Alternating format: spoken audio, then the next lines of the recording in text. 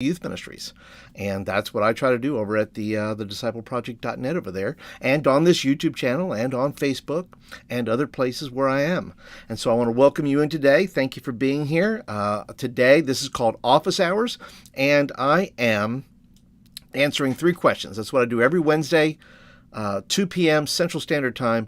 I try to answer at least 3 questions that youth pastors have. And if I can answer those questions, they're beneficial to you, then that's great. I have completed my job there to do that. And if you are joining us and you say, I have a question, Paul, well, leave it in the chat. Go ahead and put it in the little chat box there. And if I go ahead and get that, then I'll go ahead and try to answer it as we go along here.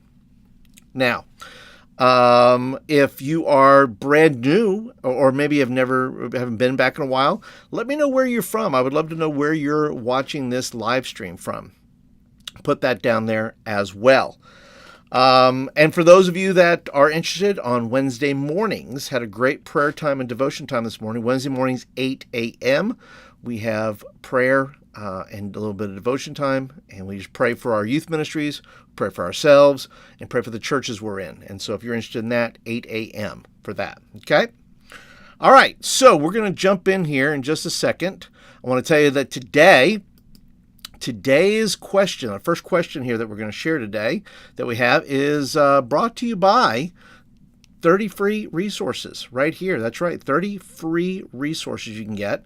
A lot of my store items that I have are on one page on the discipleproject.net. If you go there, you can find 30 free resources. It's really pay what you want. So, I mean, you could, drop me a few bones if you want to do that. That's fine. But you can go over there. If you just search my website, thediscipleproject.net, I'm going to make sure I put that up there as well, just so you know, thediscipleproject.net, and search in the top right-hand corner up there. You can find free youth ministry lessons. Otherwise, I'm going to put a link down below. But there is plenty of resources, plenty of lessons. Like I said, there's 30 there, and I'm just going to keep growing that. Now, one way you can, stay up to date when I'm putting out free things is, of course, be a part of the newsletter, and you can always go to thediscipleproject.net, sign up for the newsletter. You'll always be notified when I am doing these live things, as I put out there, hey, do you have any questions? If you're not subscribed to the channel, be sure to subscribe, and that way you'll get notifications when I post on the community tab that, hey, look, we're going live today. Do you have any questions? Then I want to be able to help and facilitate that. So if you're not subscribed, hit that subscribe button today, and be sure to hit the like button as well, because that tells me you like the video and you want more of them. But if you want some free resources, I'll put a link down in the doobly-doo there after the show, and you can pick that up, okay? Pick up some free resources for yourself, for your youth ministry, okay? All right, let's go on to the first question of this Office Hours. And the first question is, what do you think about video games in youth ministry? Well, I don't mind. I mean, I like video games, but it's been a long time since I've actually even played a video game. And that's just because of life, and because, I have, just been busy. I'm busy making videos for you guys. I don't have time for video games. I'm busy going live, doing my job, writing curriculum. I just don't have time. Now, back in the early 90s, right, video games were well, of course they were around, but they had more impact in the youth program, because not necessarily every kid had a system. Not every kid had, a PlayStation or an Xbox 360 or, any of those things. Well, it's a challenge now about video games, because really you could take up room in your youth space for video games. That's fine. But most of the time, kids, and if I had my phone, I'm recording on my phone right now, but if I were to hold up my phone and just say, look, this is where kids are playing games right now, they're on their phone. And so having a video game system or multiple systems in your youth room per se, that's fine. I just think most kids are more interested in playing on their phone than coming to church and finding video games. They have systems at home. And so I think, rather than, I mean, you can have, like I said, you do what you want. I mean, it's your youth ministry. But I don't think from what I've seen, kids are less interested in playing video games at church unless they don't have a system or they don't have a phone, which is possible. I think they're less interested in that. I don't think that's a draw as it once was. And if I don't have a system, well, I'll go to church and they got a whole wall full of TVs and flat screens and video games. Now, the only time really putting that stuff out, I think that makes sense when you have a lock-in, right? Because you can do tournaments with it, things like that. Or you have special events. Like example, the Super Mario Brothers movie came out. So having Super Mario Brother night at youth makes sense.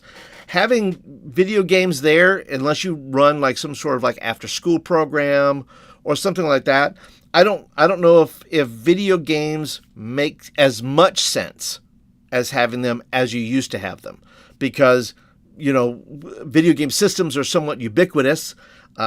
Everybody has one to some degree, and if they don't have a system, they either know somebody they can go over their house and play.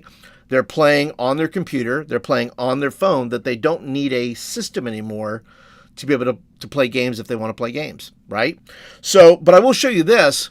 One of the things that let me go ahead and show you this.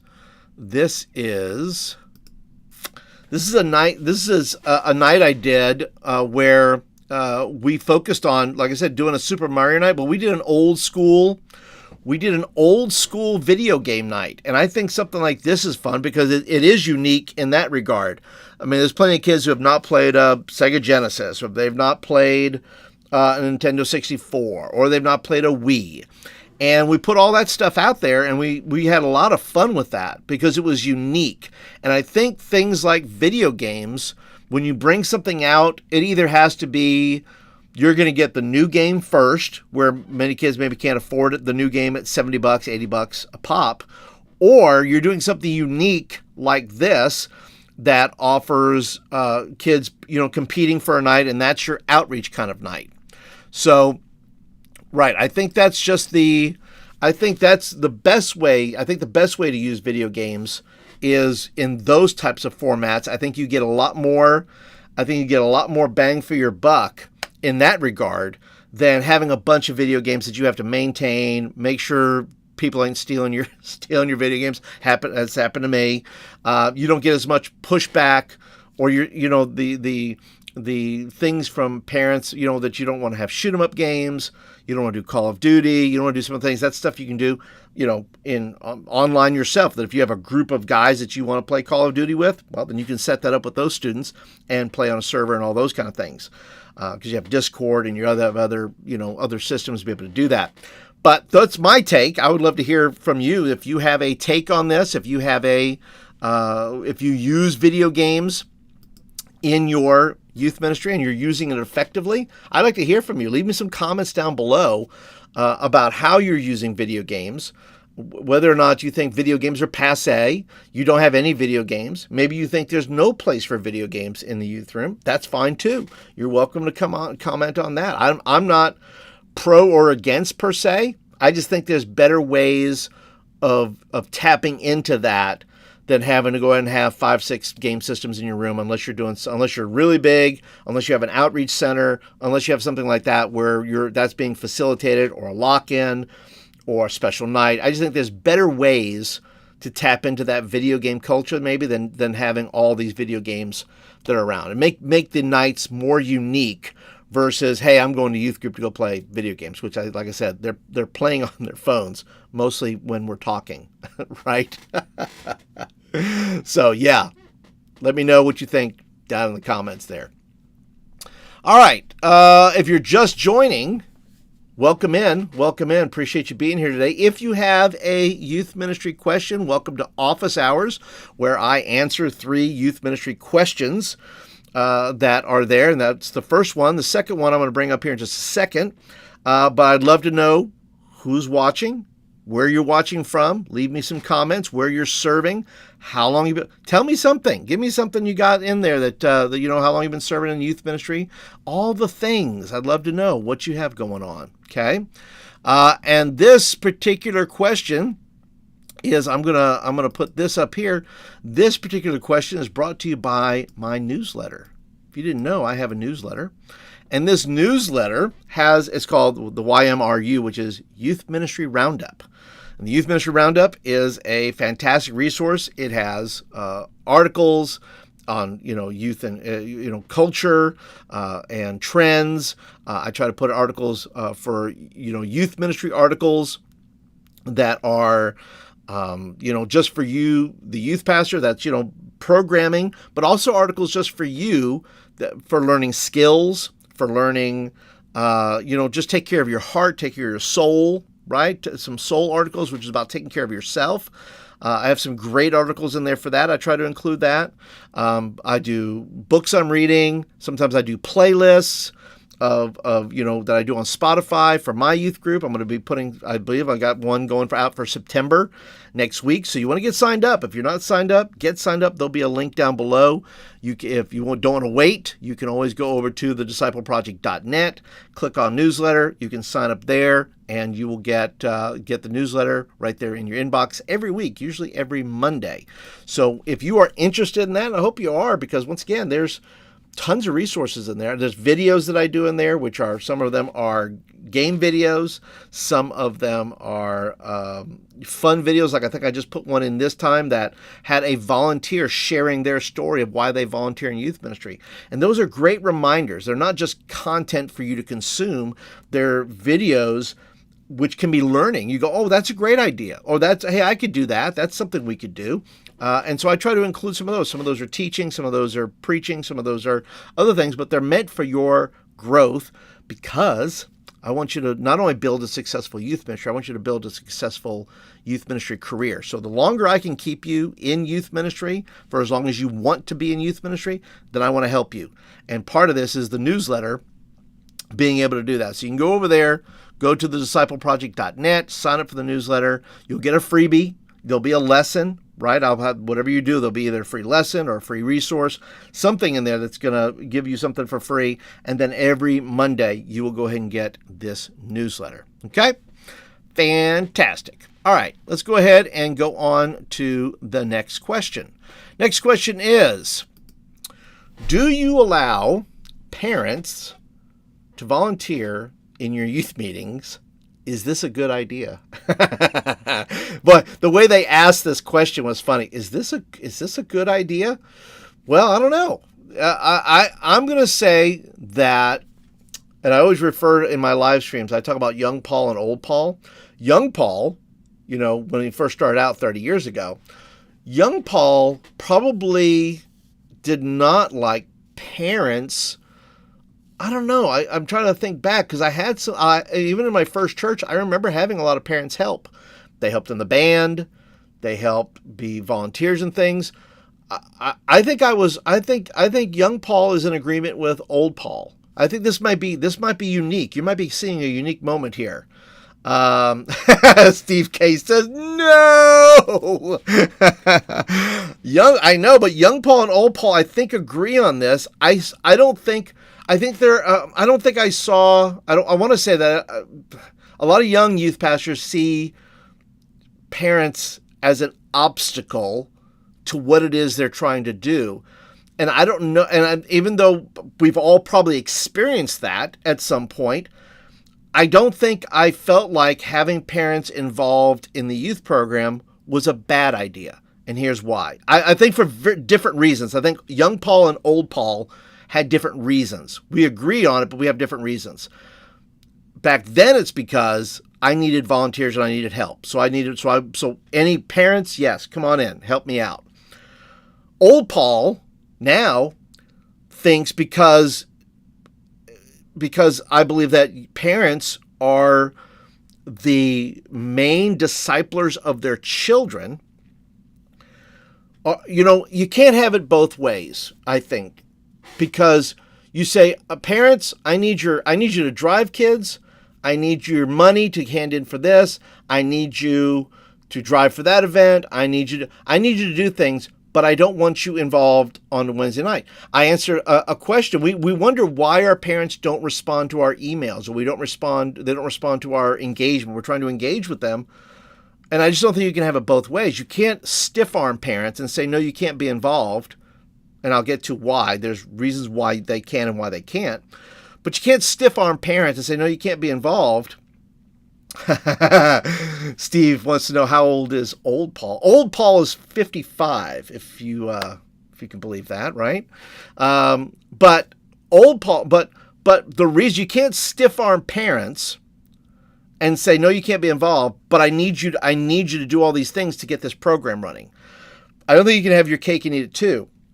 So I'm going to say that, yes, having volunteers in your program is a great idea because several reasons. Number one, parents get to see what you do up close and personal. If you keep them out, they don't know what you're doing. They get to see the behind the scenes. They get to see how hard you're working. They get to see sometimes the chaos. They see the value that you're bringing to your kids, to their children. They see you working hard. They see that you need more volunteers. They see the needs you have. And so in that aspect, that's a good idea to have parents come alongside of you. Yes, even on the Wednesday night. But on the Wednesday night, we're not just saying that there should be hangabouts, right? Anybody. I don't think anybody should hang out in youth ministry. Nobody should. To me, there's nobody in the group that's just hanging out. So I don't want parents hanging out, just like I don't want anybody else hanging out. And, you know, I want parents to have a function, just like anybody else. I want everybody to have a role and a responsibility. Now, the big question is, because I always hear, I should say this, amongst other youth pastors, you know, the people say you should ask students first whether or not you want your parents to be involved. I think that's more of saying, I'm not asking for the student's permission as much as I'm saying, buddy, I'm going to give you a heads up. I think your mom or your dad or both your parents are fantastic, and I think they'd be great assets to this youth ministry. And I would pose it in a way which is, hey, I really need them. But let me tell you what, I'm gonna do my best. I know that the teenager, I can always see the teenager's face going, oh no, what have you done, Paul? What have you done? Listen, I'm just saying, listen, I want your parents involved. They're not going to lead your small group. They're not going to be all up in your business. That's my promise to you. So when you have parents get involved, there's all kinds of things a parent can do. They can be involved at whatever level you want them to be involved, and say, listen, I would love you to do things up front, because a lot of parents maybe don't want to spend the whole time there, right? Unless they're spying on their kids. And if you know they're going to spy on their kids, that's not great. That's not a great reason to have a parent in there just because, you need help and they want to spy on their child. That's not great. But if you have them in limited ways, if they're going to be good leaders and their intentions are good and they want to help you and not just help their kids, but help all the kids, then you can have them say, look, why don't you just help for the first, 15 minutes? I need help during the rowdy game. I need help welcoming students in. I need help doing that. And then you can go to adult service if that's what you want to do. Or you say, look, I need help maybe with small groups, but I'm going to make sure that your child is not in your small group. See, you're both conferring with the student and you're also conferring with the parent, because you're saying, listen, I want this to work for both of you because the parent has gifts, talents, and abilities that I want them to be involved. And the student, I want to protect them. I'm not protecting them from their parents. I'm protecting them from overbearing helicopter parents. I'm not protecting them from the parents that want to really help and feel like they have a calling for young people and all that. But I want to be able to work on both sides so that a parent can be involved if they want to be involved, and let this and allow the student to be a part of that decision-making process. I think that's the best way forward. And like I said, use parents in a way that does not interfere with the student's freedom to be themselves. I think that's the key. So if you want to use parents in your ministry, I'm going to say yes, use parents in your ministry. Just make sure those parents have good motives. Make sure those parents want to help with the whole youth ministry and not just focus on their child. And use them in those little ways that you can use them. They might not be there the whole time. Say, hey, I would love for you to help. Can you help at the beginning? I'd love you to help. Can you help in a small group? I'd love for you to help. Can you help at the end of the meeting when we're doing food? Right? So you're getting them involved in different ways. They just don't have to be there the whole time. And so I'd find ways to do that. That is my that is my recommendation. So if you want to use parents, I say use them. Don't stiff arm them.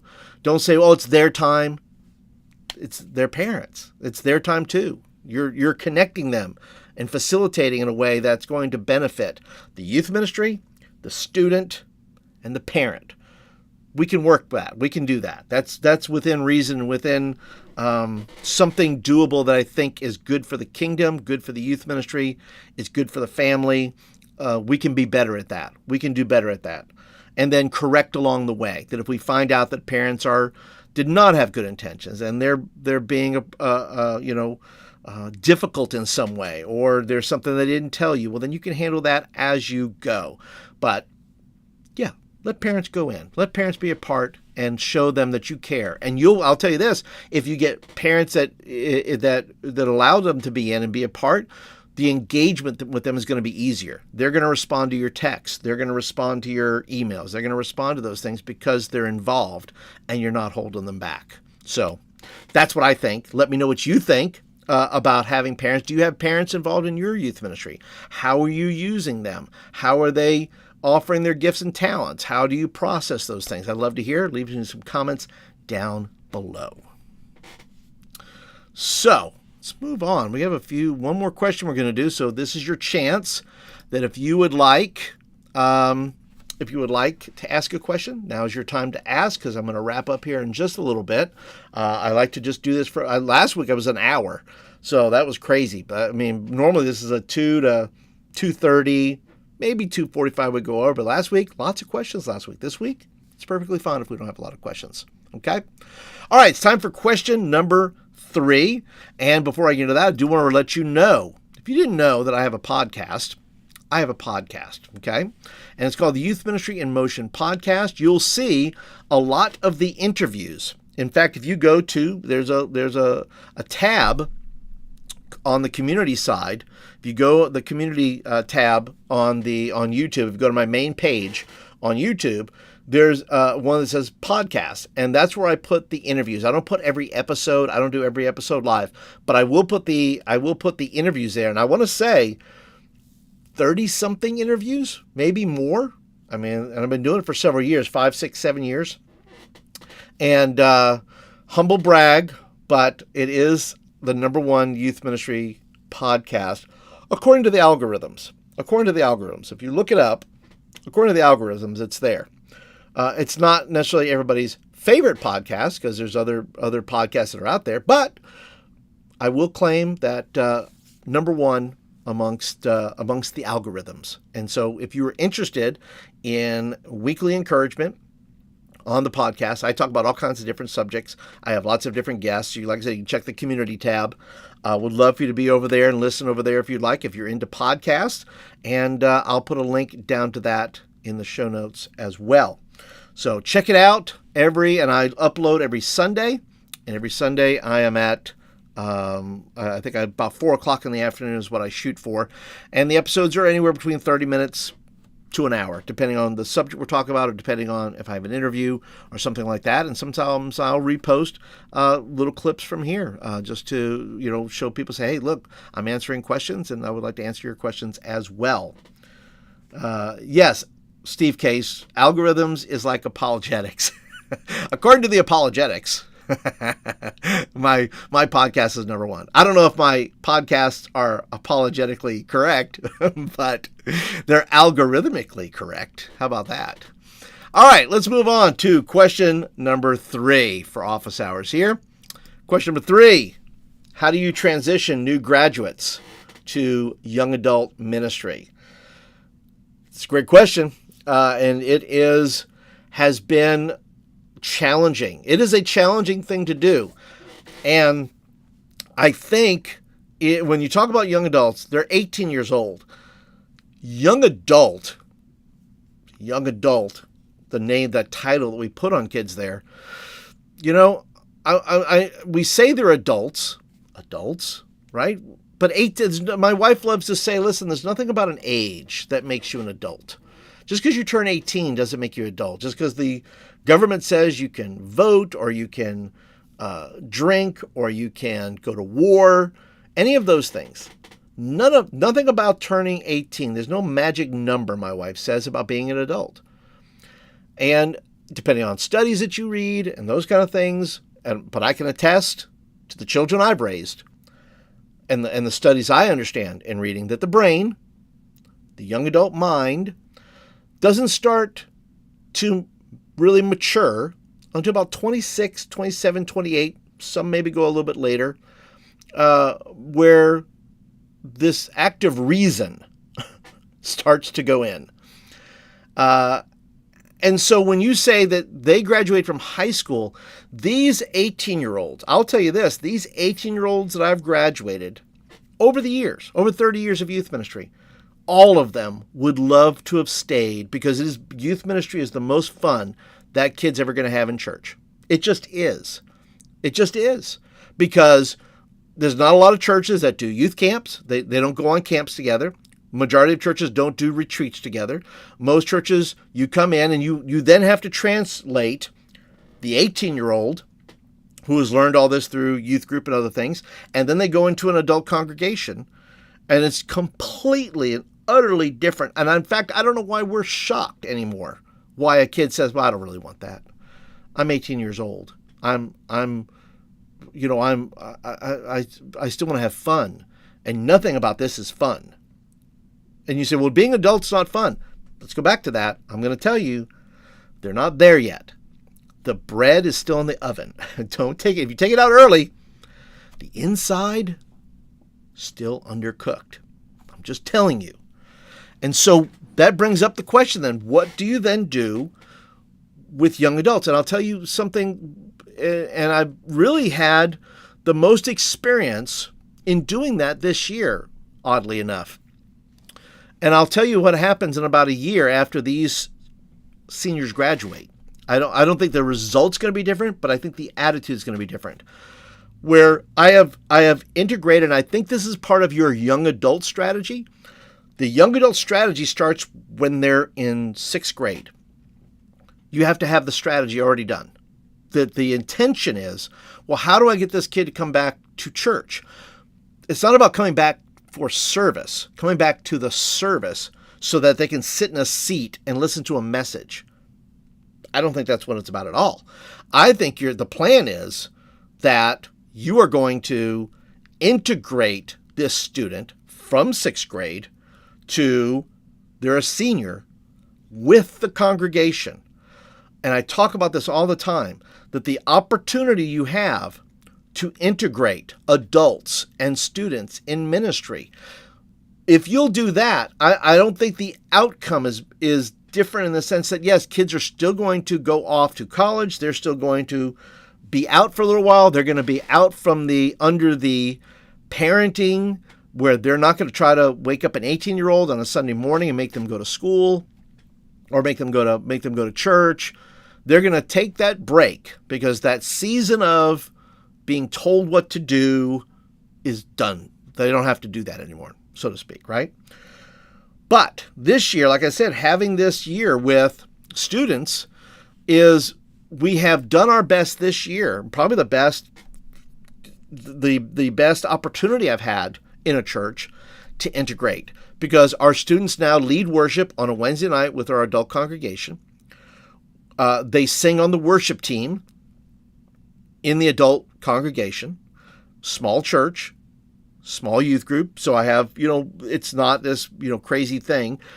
I have more students who they participate in children's church, so they're help facilitating there.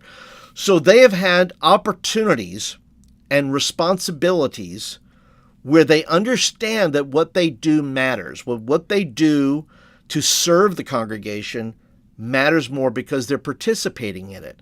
And I say the earlier that you can get that going, the better off you are. Because, and we'll get to the part where I answer the question, how do you transition? Well, you transition young adults starting in the 6th grade. That's when you start transitioning young adults. Why? Because, like I said, you're getting them involved, connected with the congregation, connected with the pastor, connected with other adults in the church. It's not just about you. You're not, and this goes back to parents involved in the youth ministry, whole church ministry, other adults involved. It's not just you and them. You're not protecting them from them. The more you try to surround them and say, oh, no, we're going to have just youth in here. It's not a great idea. Not for the future. You may think it's good for now, but it's not necessarily good for the future. So I'm anxious to see the real transition this year with our seniors. Got two guys graduating.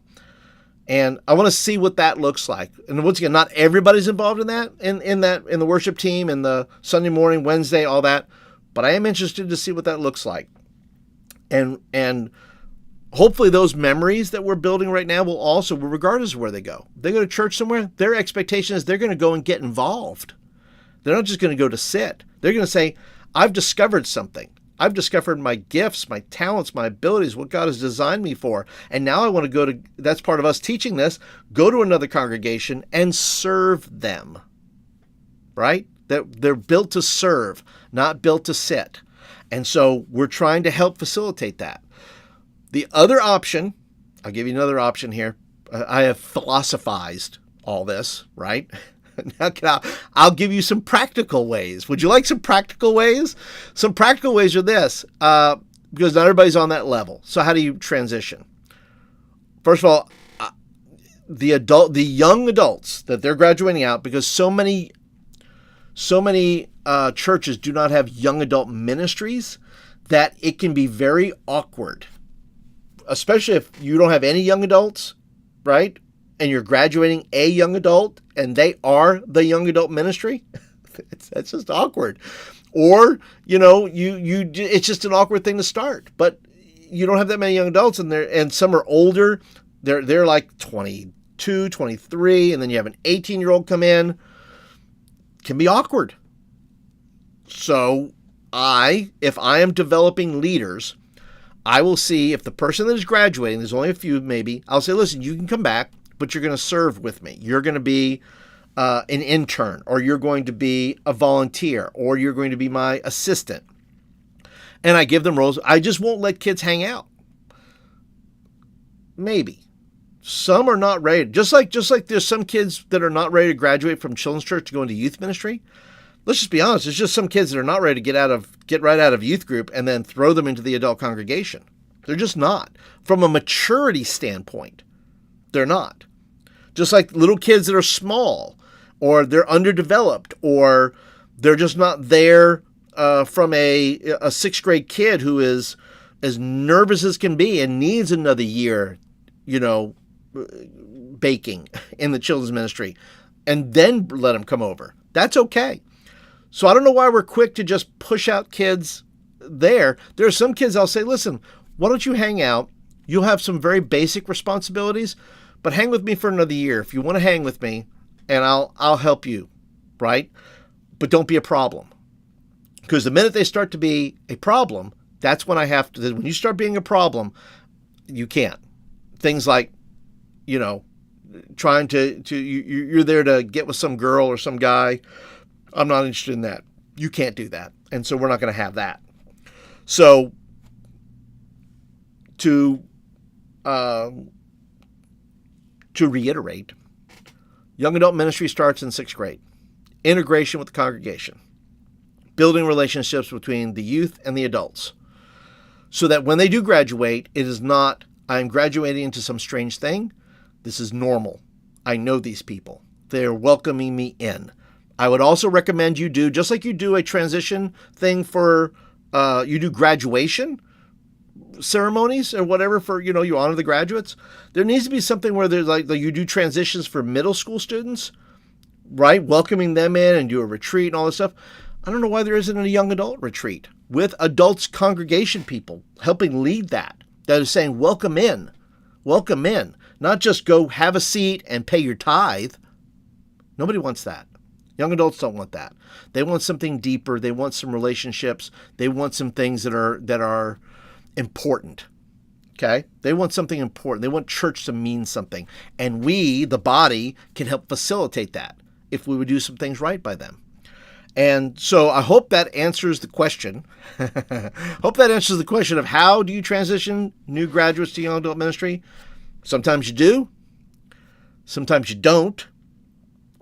But all the time, you need to have a plan to do that and have your adult congregation participate in that. Okay? So that is my answer to that question. How do you do it? I would love your questions, your answers to the question. What do you do with your young adults?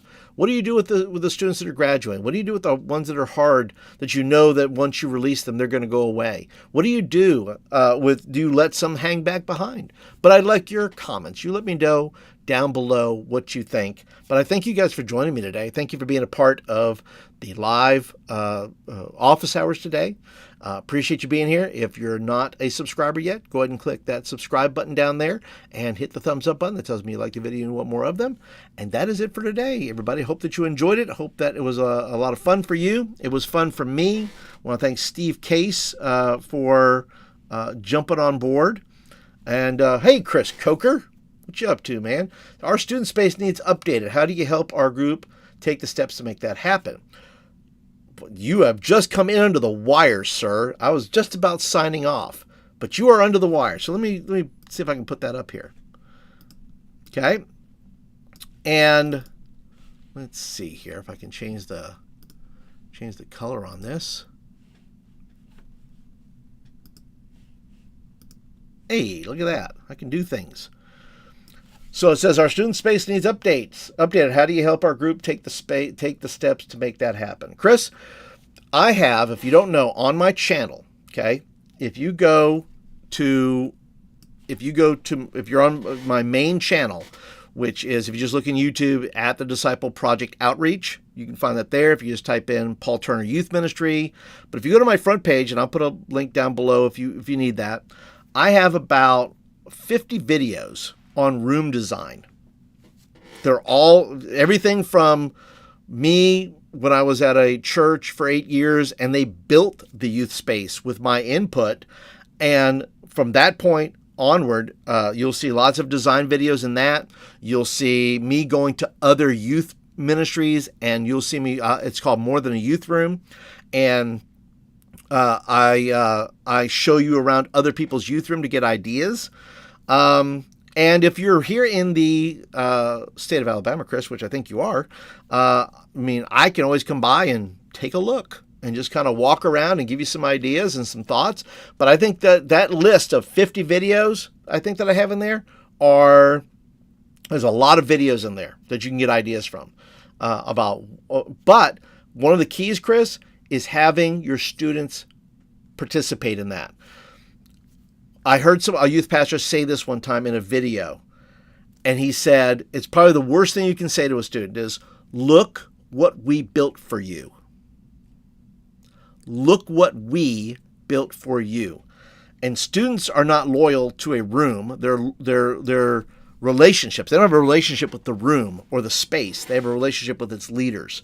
So why is that the worst thing ever? Well, I think that separates kids from the process. And I think the more kids you get, at least pick 2 or 3, and start to get their input about what that room should look like.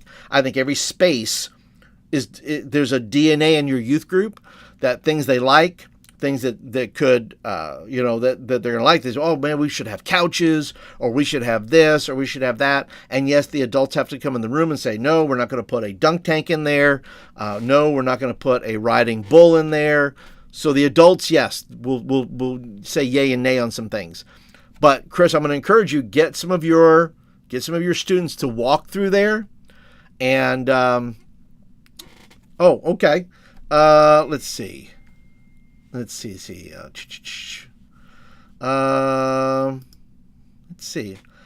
So so Chris says, how often would you suggest the space be changed and updated with that in mind?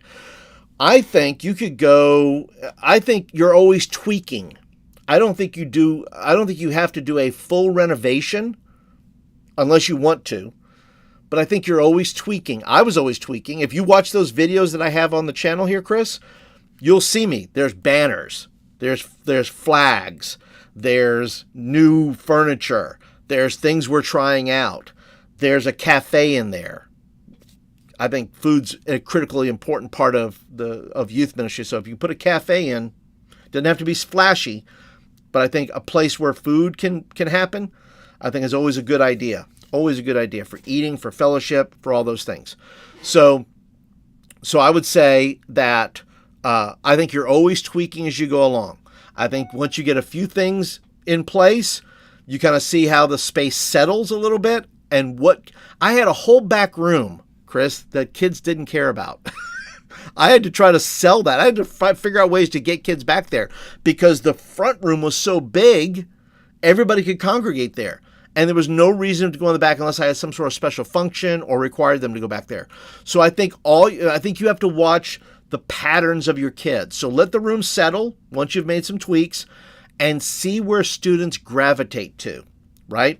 Are they gravitating to the couches? Are they gravitating in the cafe area? Are they, you're watching this kind of walk flow thing, the flow of the youth room, and then you know where to tweak some other things or where to let go of some other things. Like, oh, that's not a big deal, or they don't care about that. All right, we'll take that out, right? If nobody's playing on that little basketball hoop thing, then take that thing out of there because it's going to turn into junk. Don't let anybody junk up your room. That'd be my other recommendation. Hey, Wayne Hall.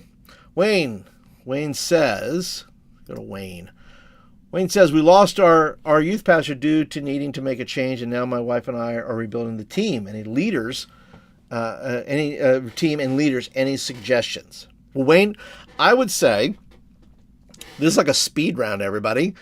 Chris, I hope I answered your question. I hope that was assistant. And feel free to reach out to me on Facebook and other places, messages if you want some more ideas. But I would say go to that list of youth room ideas that I have. I think I said there's over 50 there, so it's a lot of watching.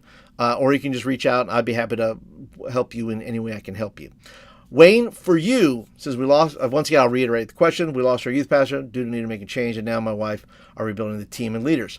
So starting from scratch is not a terrible idea. Wayne, can you tell me how many students you have? This is going to help me a little bit, at least wrap my brain around how many students you have. And then that kind of gives me a ratio. Normal ratio, I would say, is like a 1 to 6, right?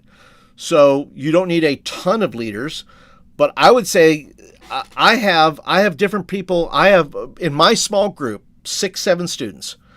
I have had a woman in her 60s, 70s come down and help me. I have had adults in their 40s. I've had parents come down. Once again, I don't need a huge team right now, just because it's just me and them. But I invite other people all the time down into the youth room to do ministry and do other things because that's the way we kind of function right now. But if you can tell me how many students you have, it'd be great. Now, so starting from scratch, if you have no, I would say this: talk to your students. This is a running theme with me. Talk to your students. Ask your students, if you were to ask any adults in our church to participate, who would you ask and why? Who would you ask and why? Because sometimes you will find, rather than trying to, twist an arm or something like that of an adult to come help the youth, why not already get some adults that students already like? Okay, gotcha. 35 to 40, but now down 5 to 10. Okay, I would talk with those kids, Wayne. Talk with those teens because I bet you they have some insight. Build it with them. Don't build it for them. Build it with them. Say, just give me some ideas. Young people, if I were to ask for adult volunteers, who would you ask for? Who would you have come down here and help? That would give you some interesting insight as to who they gravitate towards in your church. And then you'd have to make a decision. It's like, oh, that's not good. They don't know this. They don't know this about them, or they don't know that. But they may hit on somebody and go, oh, that's a really good idea, right? So help facilitate that with them. And then I would say, if you have 5 to 10, I would say right now, you always want to add one extra for growth. So if you have 5 to 10, I would ask 3 adults. And I don't know, Wayne, my guess would be is since your youth pastor is gone, you're probably maybe doing the speaking. But I would ask for 2 to 3 adults and yourself and add one more for growth. Right? Don't wait until you grow. Add the other adult in there so that when you do grow, then you can start to move leaders around if you need to. And then I would also, it's a great time for adults to help facilitate things, whatever it is you're needing, whether that's events or whether that's just being in the room, leading small groups, cooking food afterwards. I don't know all your details, but I would also say it's a great opportunity to put some leadership in the hands of your students. There are some students that are ready. If you said, hey, until we get the leaders here, so-and-so, I need you to lead devotion this week. Would you lead devotion this week? Hey, until we get somebody so-and-so, will you go and lead devotion next week? Hey, until we get this person, adult leader, can you help do that? Right? Because now you're giving them ownership and responsibility over this youth program. It is a great opportunity, Wayne.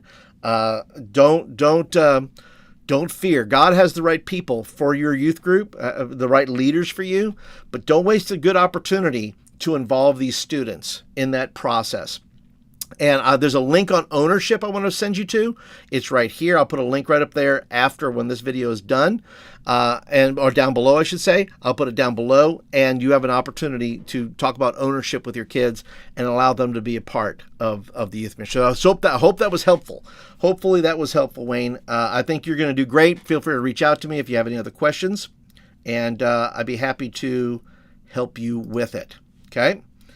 All right. So, Mike is here. I see you, Mike. I'm sorry. I was on I wanted to make sure I was answering that question in the fullness there. Mike says, what does a typical youth meeting or service look like for you? Praise and worship, lesson, games, snacks, etc. Any particular structure or order? Great question. For me, we only meet 1 hour. So I have 1 hour. It's actually the shortest youth meeting time. Normally I'm used to 90 minutes.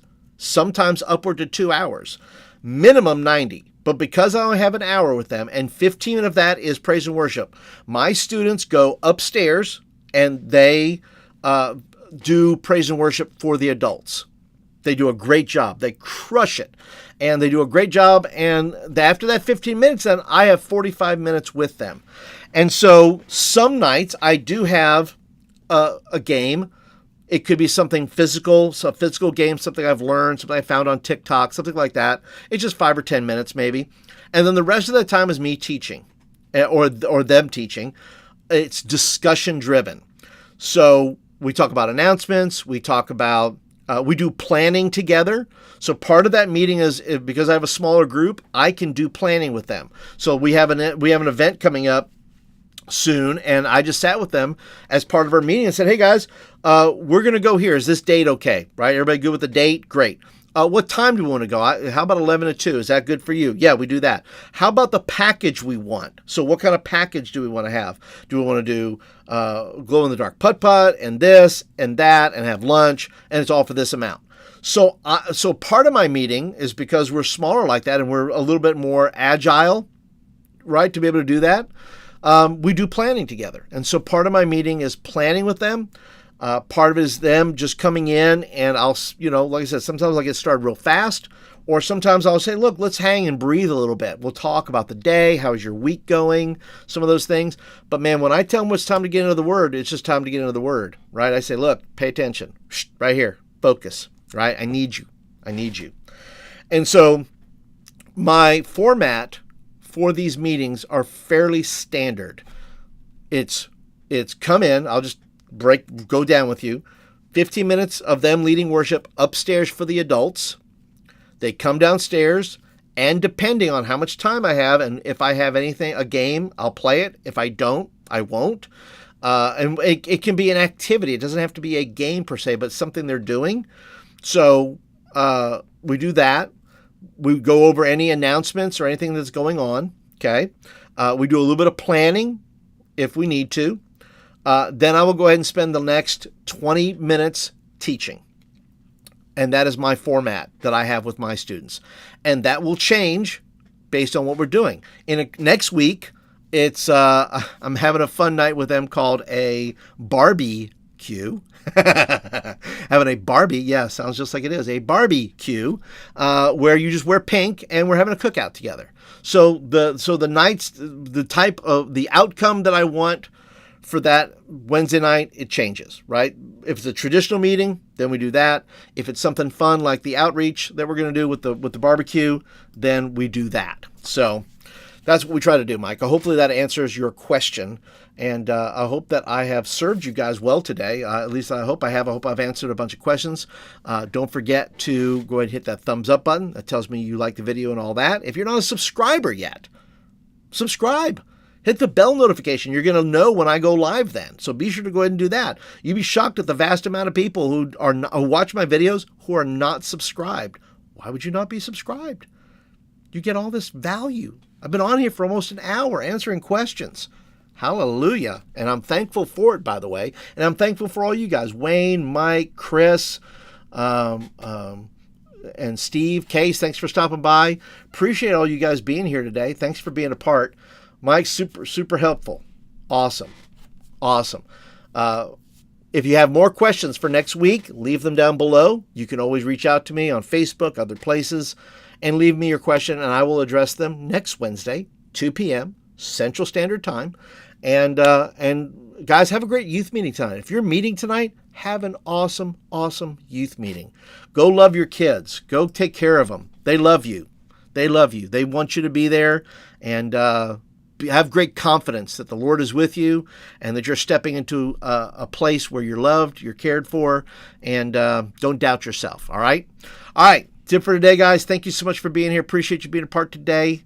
And Wayne, so glad to help, buddy. Glad to help and be a part. So go have a great youth meeting tonight, everybody. Appreciate you being a part today. Appreciate your questions, all the things. And I'll catch you guys next Wednesday, office hours, 2 p.m. Central Standard Time. We'll see you then. Have a great day, everybody.